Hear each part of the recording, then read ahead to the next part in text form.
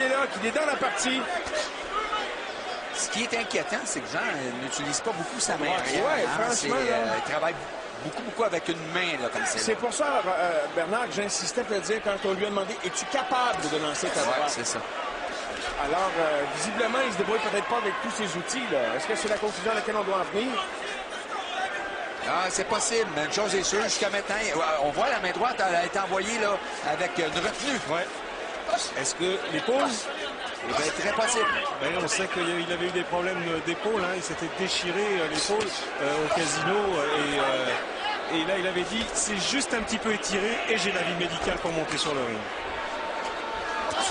On se souviendra contre Stéphane Camou, hein, il avait fini le combat avec une seule main et il est allé chercher un crochet au corps pour finir le combat à la troisième reprise. Sauf que je pense pas qu'on est dans le même calibre d'adversaire ce soir. Non, absolument, c'est pour ça que... Il ne pourra pas sortir le même lapin du chapeau ce soir. Et Norman, en boxeur d'expérience, lui a sûrement constaté ça. Donc, pour lui, c'est un phénomène encourageant là, à ce moment-ci du combat. Et Marc Parzet lui a dit, hein, j'ai besoin de ta droite.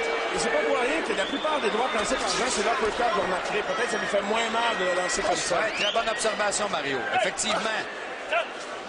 Parce que, clairement, qu'il a su utiliser sa gauche, parce qu'on n'est pas habitué de le voir lancer 3-4 gauches consécutives. Ah non, il a quelque chose avec sa main droite. Juste la façon qu'il l'envoie, c'est techniquement mauvais. Et on a vu les gestes qu'il a fait, qu'il nous avait déjà fait au casino, hein, de retourner un petit peu sur son bras. Là, Norman, il va, excusez mes choses, une bonne gauche, une bonne gauche. Il y est allé plusieurs attaques à la droite de Jean-Pascal, qui à nouveau se sert presque uniquement de sa gauche. Comme il avait timidement avec sa droite, mais là, il doit essayer quelque coup de Norman. Heureusement, l'efficacité de sa main avant lui donne quand même l'opportunité de contrôler. C'est vrai, quand on demande les deux mains, on imagine le reste. Et on a vu hein, sur la dernière droite, il ne frappait pas en puissance. Ah non, techniquement, c'est mauvais depuis quelques temps. Avant-dernier round, combat prévu pour 10. Les derniers moments du 9e. Et à nouveau, Jean avec sa gauche. À nouveau la gauche, tenter de placer une petite droite. Norman. Norman est trop passif. Il est trop passif, ça change. Oui. Il hésite. Alors, on a déjà hâte d'entendre des explications. Revoyons quelques séquences, messieurs. La gauche à nouveau. Tentative de droite. Main droite par-dessus, mais encore là, il ne l'a pas utilisé beaucoup. Il l'a envoyé avec parcimonie tout le round. Et on lui a demandé de travailler beaucoup plus avec sa droite, hein, et il a vraiment du mal à travailler avec sa droite. Et Norman, lui, la fatigue aidant, sa technique n'est pas très bonne, lui non plus, donc frappe avec la main ouverte. Mais Jean-Pascal a toute une gauche, ceci dit, là. A toute une gauche, parce que c'est quand même incroyable. Il y a un gars de calibre mondial devant lui ce soir. On est en... OK, allons dans le coin avant d'aller plus loin. Écoutons les recommandations des dernières. Surtout au début de round, hein. Surtout au début de round. Respect comme il faut. 3 minutes. Ah ouais. Alors, dernier round à Jean-Pascal, 87-84 au total. C'est le dernier round de ce combat. 10e donc. Alors voyons que Jean dans le réservoir pour les 3 dernières minutes d'action ici au Centre Bell. On lui a demandé d'utiliser ses jambes. Donc il a un bon jeu de pied et on est conscient qu'il a un problème actuellement. Et Norman sait sans doute qu'il doit avoir du retard, il va ouvrir la machine. Il n'a plus rien à perdre maintenant. Encore une bonne réplique avec sa gauche. Hein.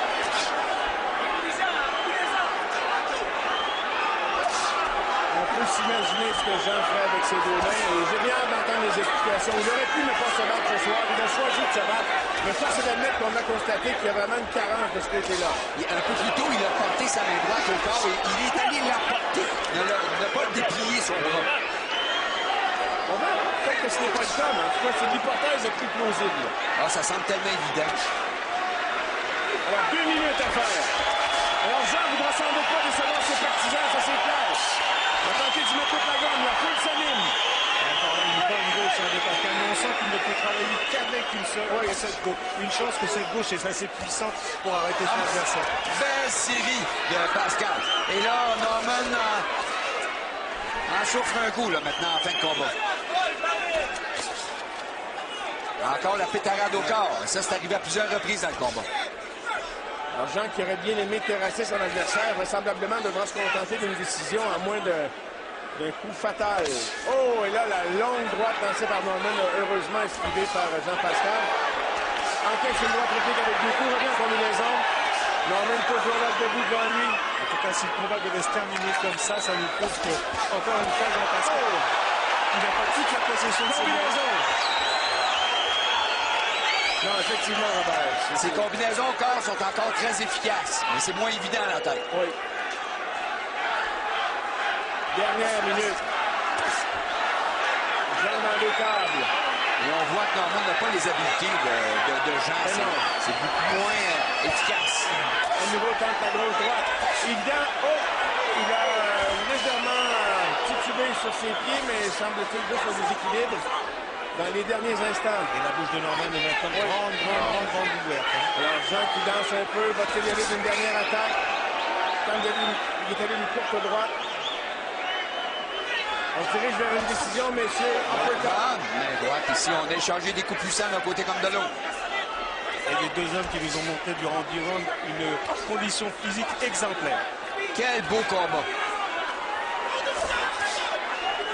Alors, ce sera une décision. Jean qui va d'une attaque esquivée par Jean qui doit finir.